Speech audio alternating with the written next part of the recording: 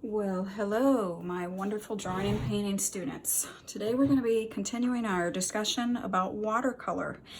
And before we start this video today, I wanted to kind of remind you guys that we've already learned one or two small basics about watercolor that I will review at the very beginning.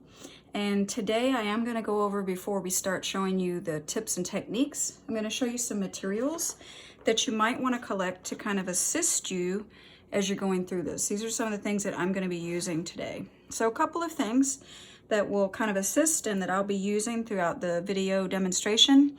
I'm going to be obviously using some type of pencil. I actually would suggest, if you have it, something like a watercolor pencil, which tends to have a much harder lead so that the lines are very fine, but if you don't, any pencil will work. Some people like to use for their sketching for watercolors a watercolor pencil, and I'll show you what that does later. Obviously, you're going to need your assortment of brushes that you have. Most of you have one brush with your set, and that's okay if that's the only one you have. We're going to be using that. I'm going to be using some other things like a white colored pencil or a white crayon, and we're going to use those, and I'll show you how to use those later. A couple of cotton swabs, okay? Basic table salt, okay? This is a really good one to have. A toothbrush, an old one that you won't obviously brush your teeth with again. Sponges, a torn piece of a sponge works really well. Towels or napkins. And then for after we're done, some people like to come in and use things like microns or ballpoint pens or even white gel pens. So we will be using some of that throughout the demo. And then also remember, either tape like the blue painter's tape or masking tape. Any of this that you have is great. If you don't have any of this, that also will work. I'm going to show you some of these. Some of these you can certainly use without the assistance of any of those supplies. All right, so a couple of things that we've already learned. I'm going to put this on the side for just a second. We have already learned, obviously, our wet to dry and wet to wet process. Okay, we learned that before you started any kind of watercolor use. The other thing that I went over with you guys and showed you was our color theory work, okay? And when we did our color theory work, you have learned, hopefully, how to do an intensity scale, which gives you a lot more options for mixing colors and working. Most of you watching this video are going to be doing probably a landscape. This is going to really give you rich choice for color selection for things like greens, for more naturalistic landscape color. In looking at some of the color theory charts that have been submitted, I have noticed that a lot of you did not really successfully get a variation in your color. For the wedges, you were doing just a solid color. So we are going to talk a little bit about making sure that you can create lighter versions of color by adding more water to it. Okay, so let's get started with our techniques for today. Okay, so I have created a little techniques board that I'm going to work through and kind of fill out as we go through this little presentation. And then the other thing that I have that I'm going to be pulling out periodically as we work to kind of point out some things to you on is going to be the beginnings of just a practice landscape that we're going to be using as we go. So we're going to be pulling both of those over periodically during the demonstration. All right, so a couple of things, quick review of ones that you already know. We know that we use 2 containers of water. That tends to work better because you have clean water available at all times. I'm going to put my watercolors on the side this time so that I can see things. All right, so I'm going to start out with just a nice wet brush. I have actually gone in already and put a little moisture on my pads of paint like I suggested that you guys do in one of our other videos. I'm going to come in and use some green to kind of show you a review of our first process. Now the good news for you guys is you've already shown me that you can create colors using your primary colors, the red, the blue, and the yellow. So starting with this work today and for the rest of our watercolor exercises, you can use the secondary colors, the greens, and any of the colors that are on your pad of watercolor. So first thing, wet to dry.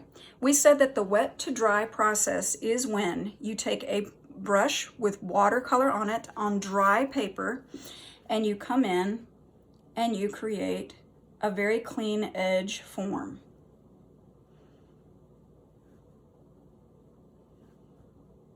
And we said that with this process, you have the most control. Notice that the edge does not bleed on this side. If I come in and add more color, rather water into my watercolor in the back, it will tend to fade out. So I can get it to fade if I add extra water to the back, but it will keep that really clean, sharp edge. Okay, so that's our first one. Second one that we have already learned as a review is the wet to wet process. And that's when we begin by moistening our paper. We're going to put some water down first. And then I'm going to come in with my watercolor. And I'm going to use one here that I've already put on the side. Remember, you can use the top of your watercolor pan to do your mixing. You could use any kind of plastic container or glass plate. I prefer white so you can see the colors you're making. And then on my white paper, when I touch this down, you can see that the wet to wet process, you don't have as much control, and that it really blends and fades and filters out. So this is not going to give you a very sharp edge. We talk a lot about, hey, but this is a beautiful process for doing things like blending skyscapes. If you're doing like landscape, for example, if I want to come in and do some blending work here, I'm adding a lot of extra water to this. Remember that our pans of color are very concentrated.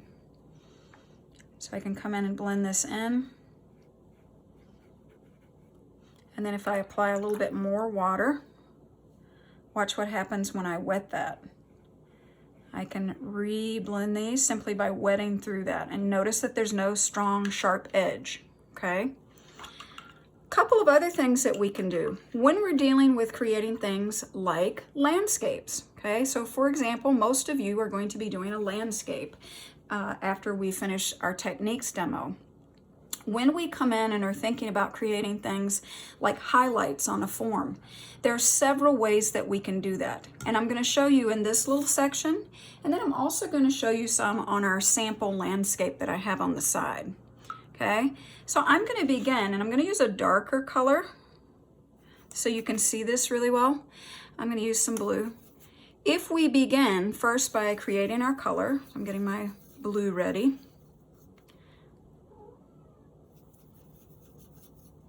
And let's say that I come in and I add in just some color down on my paper.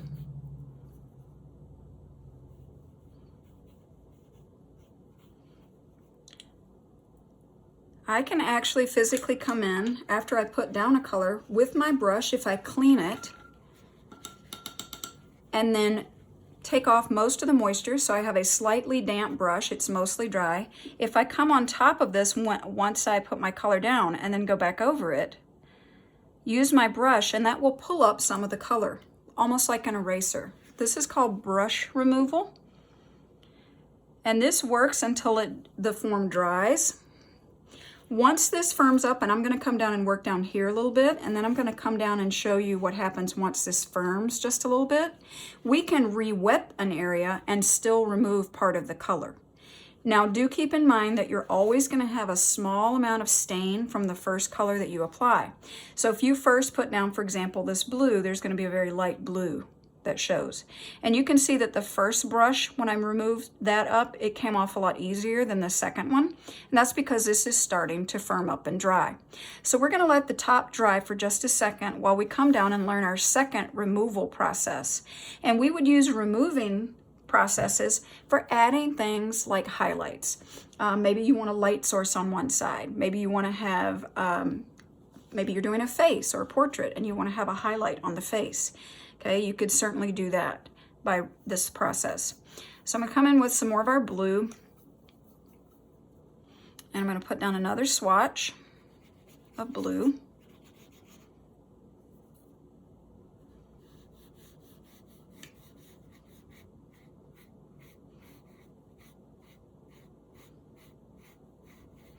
And then after I put that down, I'm going to let my brush sit for just a moment.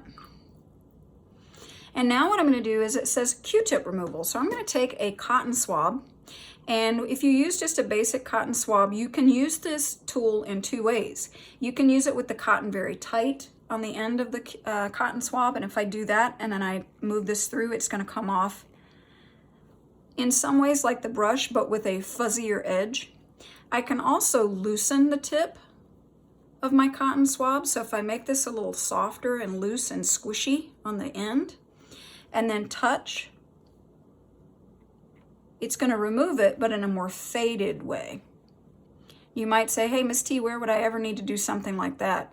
This actually works really beautifully for things like creating soft edge clouds. Okay, and you can see that if I keep removing, it will fade that edge and it's going to create a more soft faded edge. So it's not as harsh edge as a brush removal. Okay, let's look at another process. Let's do what we call sponge removal. So if I come in and add some color,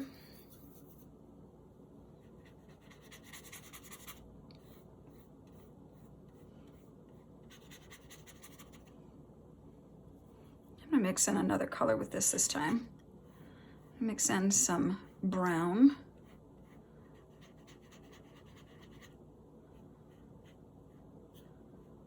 And I'm gonna let that sit for just a second.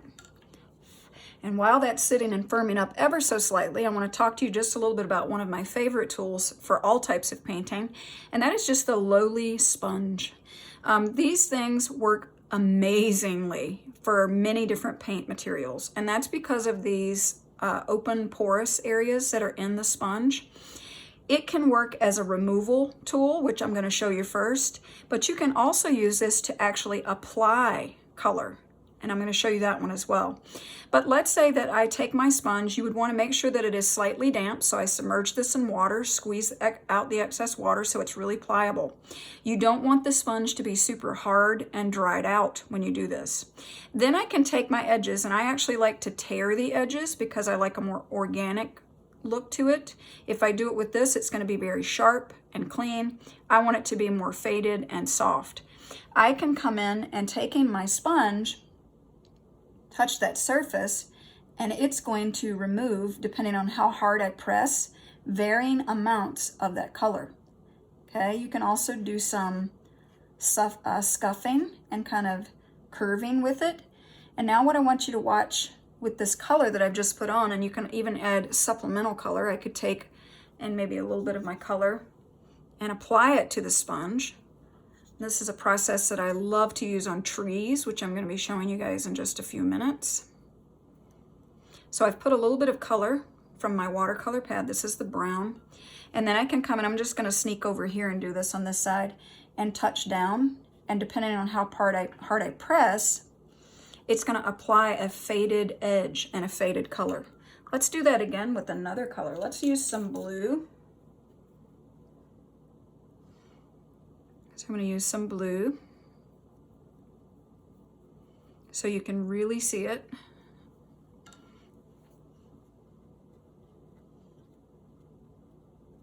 And this can really come in handy when you're doing things like maybe edges of shadows in trees. And I'm going to show you that in leaves. Okay, we can come over like this. So sponges can be used for removal, but they can also be used for application of color. So they can be used both ways.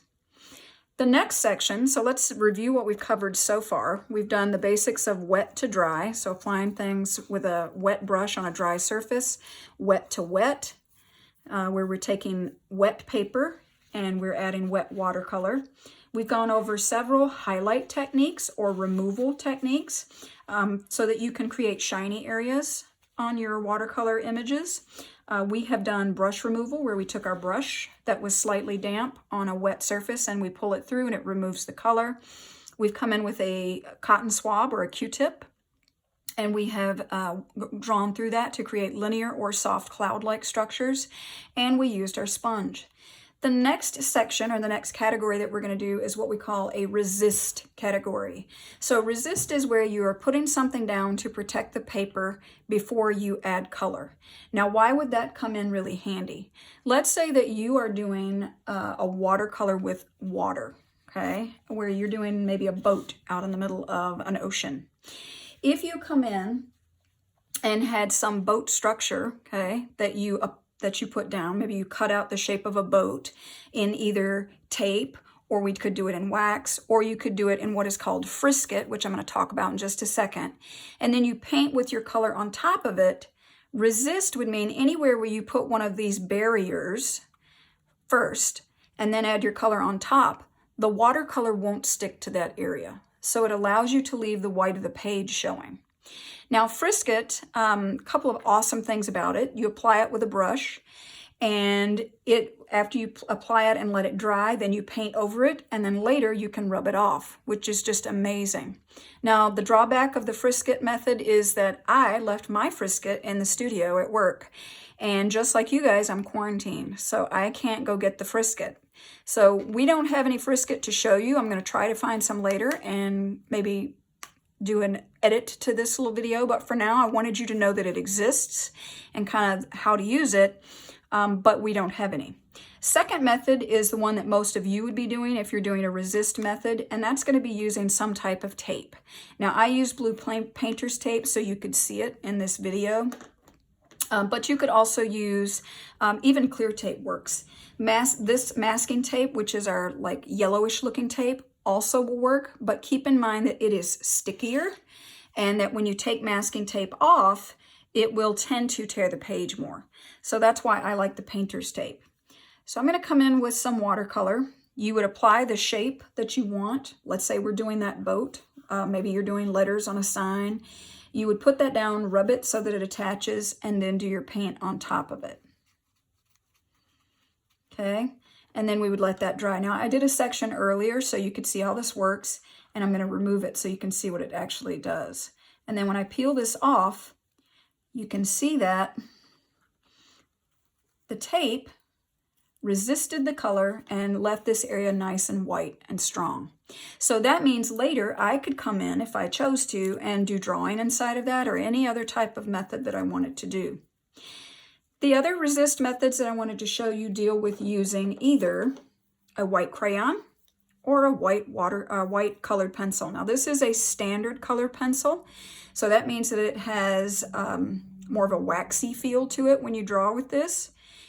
If we're using a watercolor colored pencil, it would dissolve. So make sure that this is an old school kind of colored pencil that you use. And I've come in and I've done a little bit of this already on the page. And I'm going to stagger my white marks. Let's say that I was doing ocean waves and I wanted to have little highlights in the water. That's what I could use this for. Same thing with my wax crayon.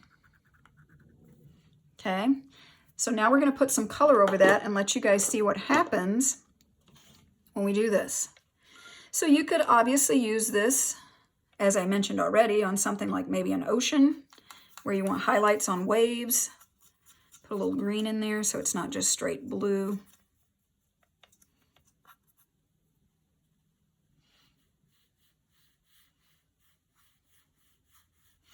And you're going to see that the wax, wherever I made those marks,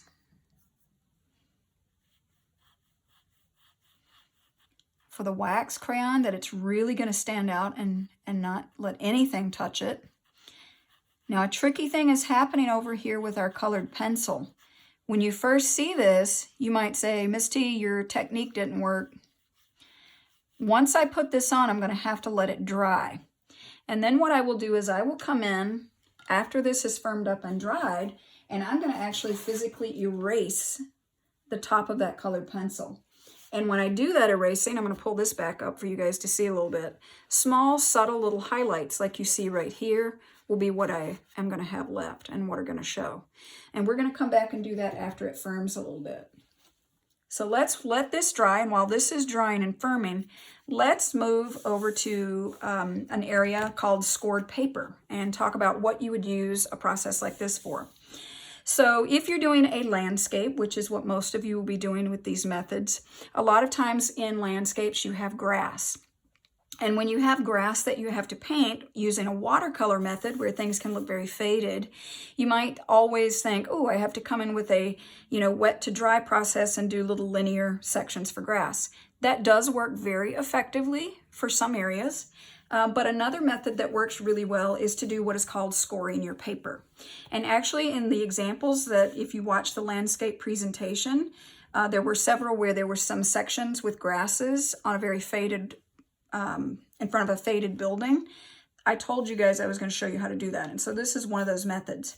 So what I've done on this paper, there are two ways to do scoring paper, and I want to show you both so you could choose the method that works best for you. The first thing that I've done is I've come in using my nail, just my fingernail. If you don't want to use your fingernail, or let's say you don't have great fingernails, you could use the end of a pen cap, okay, something like this. You could use the end of a penny or a coin. Don't use quarters or dimes that have like a serrated edge. It would be too rough on your paper, but something like a penny or a nickel, you could come in, and I'm just going to create linear marks on my page. So I'm going to do it first on the bottom section. So I've scored it before I put any color. For the top section, I'm going to do the scoring after I put color. And I want you to watch the difference in the way that the color, the way that the actual coloration and pigment attach to the page when I do that. So now I'm going to come in and we will use, I'm going to actually make my brown over here a little darker. And I know that complementary colors, I can, because this brown is orange based, I'm going to come in and add a little blue in it to make a darker kind of brown, just so you can see a little better. So I'm going to take some of my color and I'm going to come in and I'm going to apply this over the scores that I made in the page. And you can see that when I go over it in certain areas, a little bit extra pigment is going to settle, particularly if I'm using a dark pigment. And you can see that it creates little darker lines. Okay, and that can be really cool and really effective for very subtle grass effects. Let's do a different method at the top of scoring by first taking and wetting our paper. So I'm going to come in first and wet the page to soften the paper pulp just a little bit. And I want my color again to be kind of saturated, so I'm going to add some more color. So I've moistened the page, and then I'm going to come in and add my color on top.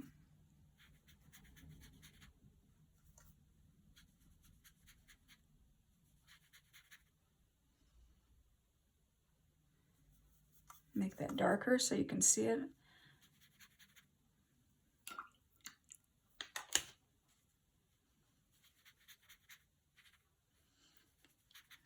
This dark. And then I'm going to come in after I've done that, and if you feel like, hey, this is a little piley or a little thick, you can take off a little bit of the color first. Now I'm going to come in and do my scoring process after I've put the color down.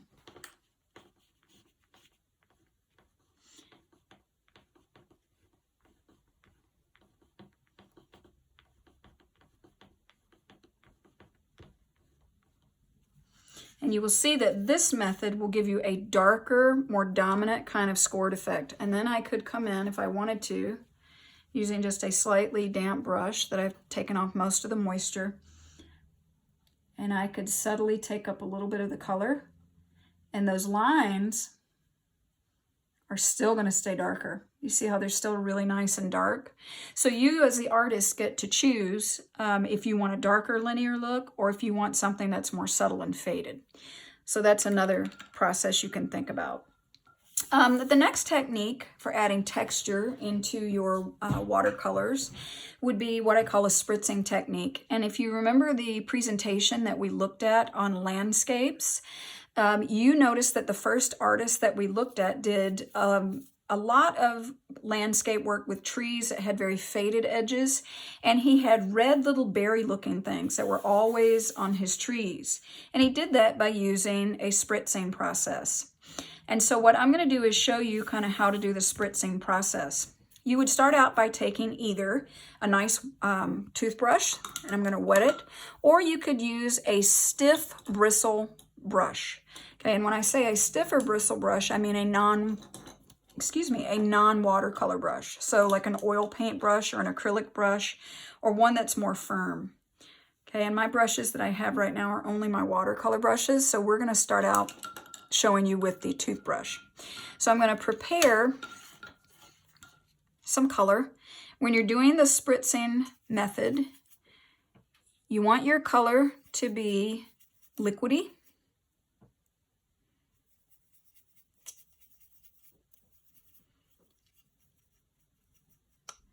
The more water that you add to your color, obviously, the lighter the intensity, so it will change and alter the value of the color, okay? So I'm taking my toothbrush. It is moistened, and then I'm going to dry it. I don't want a ton of extra water getting into this. So I just have a nice soft toothbrush. I'm going to put some color on the end of this, just like this. And then I'm going to simply take and spritz that down. Okay. The closer you are, the bigger the drips you're going to get, like this. Okay. The further back, the smaller and the more spread out. Now this is a very effective texture process for lots of processes. If my watercolor were thicker, so if I had a more pasty kind of watercolor, you would get bigger droplets, which are more like the ones that we saw in that sample.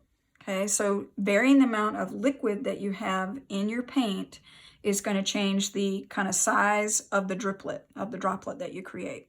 Okay.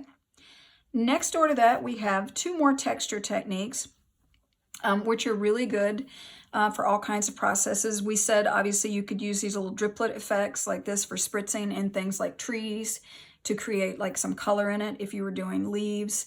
The next one that we're doing, the salting technique, can be used on rock surfaces. It can be used on even grass surfaces. There was one in the presentation that I showed you guys that had a barn with some green grass in the front and there were little white droplets. This is how that was created. So we're going to come in and do a salting technique by taking our color and we'll make a new color. I'm going to make this more of a reddish brown.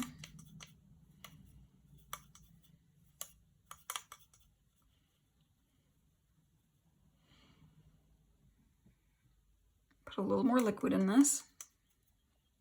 And when I'm putting down my color, I don't want it to be so heavy and pigmented that I don't have some of the paper showing. So it needs to be somewhat liquidy when you put it down. However, you also don't want this to be so wet like it's a wet to wet process. Okay, so we need a little bit of standing liquid on the top of the page. And then we're going to take basic table salt. And I'm going to place that down in the color. And you can immediately see that what happens when I apply that salt, the pigment tends to rush up towards the salt. So in other words, it is coming up and kind of sticking to the edges of that salt. And what will happen is once this dries, we will remove the salt, and wherever the salt is located, there'll be a little white speck. And I'm going to show you one that I did earlier so you could see this. Okay, this is one that I did earlier, and you can see the little salt. I want it to get close. And then when I rub this, the actual particle of salt comes off. But what you're left with are these really beautiful texture looks, okay? And so how would you use this? Well, let's think. If you were doing something like a landscape, it's obvious. You could do this as even soil, like textures in soil or sand. You could do this if it was on green, like in grass as a texture. You could do it on a rock surface. If you were doing something by water, you could do a rock texture like this. Anything that you need some type of texture on, this could work. So that's another really awesome one. You will use that one a lot, most of you. The water drop spread is another technique where you can come in and add some color.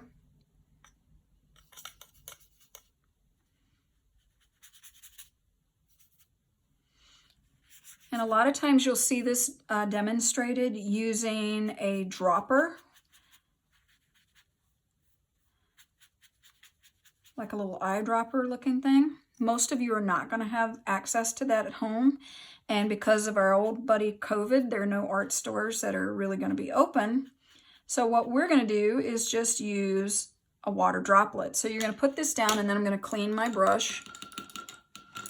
And I want this to firm up just a touch.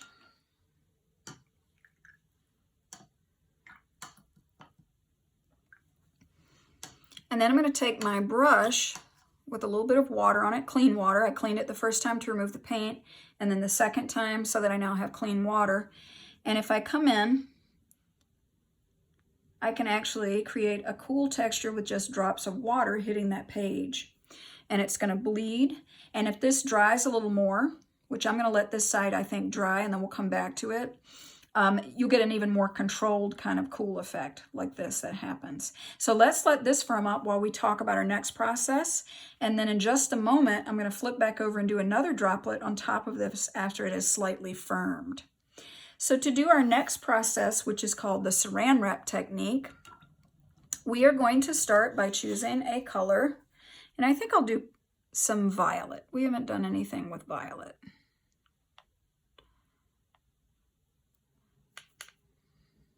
Take some color. Do you see that one little drop that fell into that yellow? Whew, what an effect. Color is awesome. So I'm going to make this liquidy. Should have the consistency of like a really thick half and half. If you know what half and half is. So not as runny as milk, but a little bit thicker.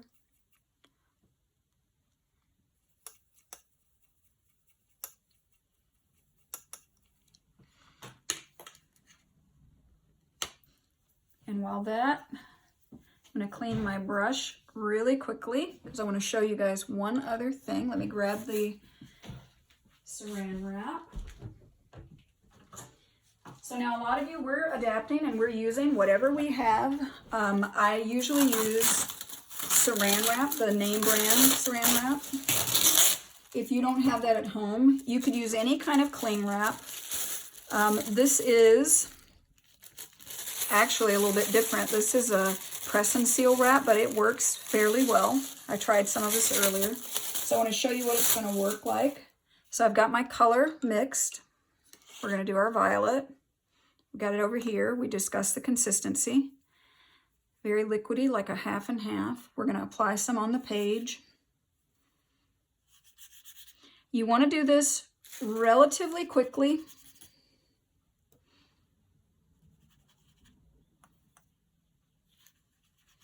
We're going to put down our color.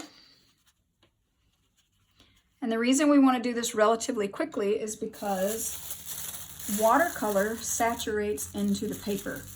This is also a process that we use with acrylic paints. And when you're doing it with acrylic paints, you actually have a much longer time to experiment and get it right, because acrylic paints are usually done on a canvas, which has a plastic coating on the top.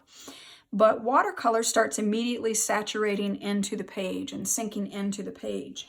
And because of that, it's going to dry really quickly. Now, the cool part about that is I will be able to take this off in about 10 minutes, and I will be able to very easily show you guys what that looks like.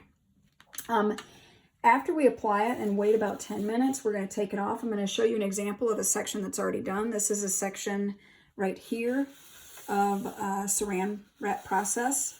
And it creates this really broken edge. The cool thing is you can actually control this to some extent. You can make lines curve in a direction that you want, especially if instead of this cling wrap, you're using actual Saran Wrap. You can actually put it down and twist it, and then when it firms, it will look almost like the insides of a rose petal or a rosebud, which is actually really cool. So we're going to let this firm.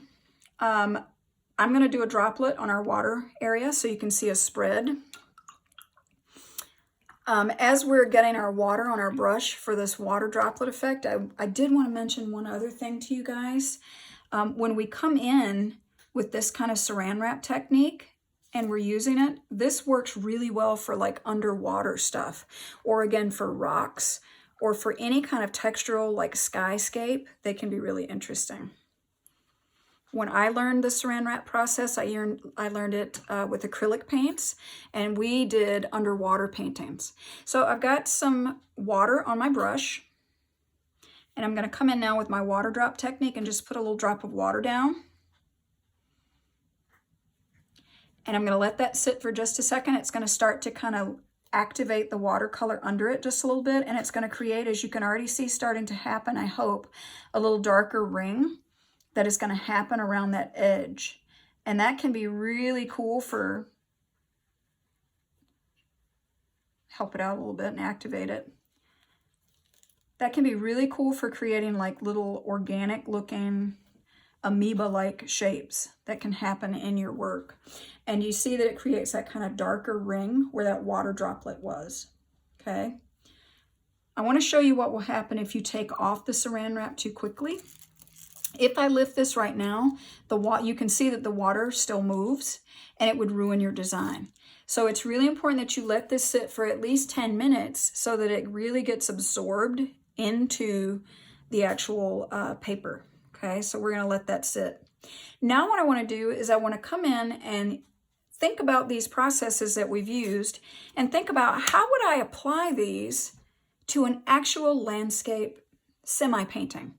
And I am going to be showing you guys kind of what you're going to be doing to experiment with some of these processes and hand in for your first grade dealing with landscape and watercolor. So let's get ready to do that process.